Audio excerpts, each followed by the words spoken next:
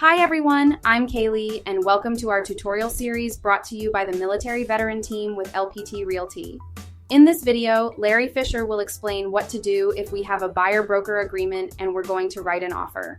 Let's get started.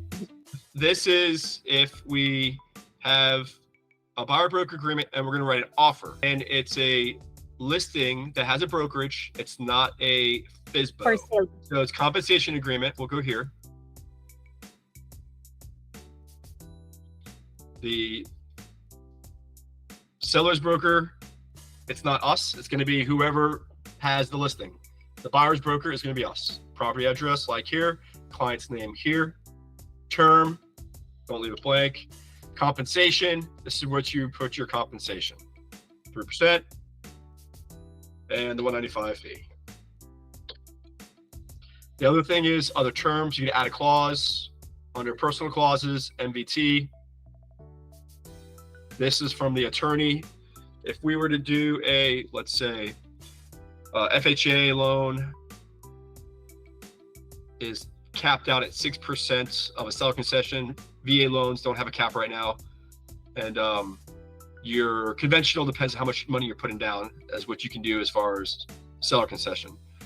So if we were to structure the deal and say FHA offer of 310, sale price is 320. We know that they'll take it and they'll even give us a 6% seller concession. We can get a 3% seller concession towards our commission and a 3% seller concession towards the buyer's closing cost, which is a total of 6%, which maxed out the FHA. But the attorney wrote here, consumer agrees that broker may receive compensation from the seller or a listed broker not to exceed 10%, which that in itself, if we were to try to get more than let's say that the buyer needed 6% seller concession and we still want to get paid, then we have a 6 plus 3 is 9%. It's still less than 10%. So that's why they put 10%. Arbitration, initials here, buyer signature. And then this has to be with all the offers now. Okay, so if you were to go to your LPT Connect, click on dot loop, go to dot loop. It'll take you to dot loop.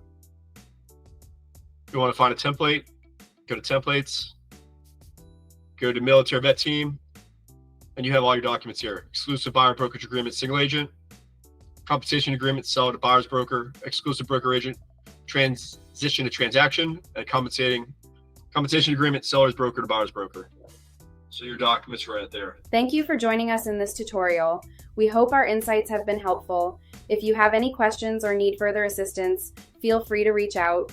Let's continue to work together for success in real estate.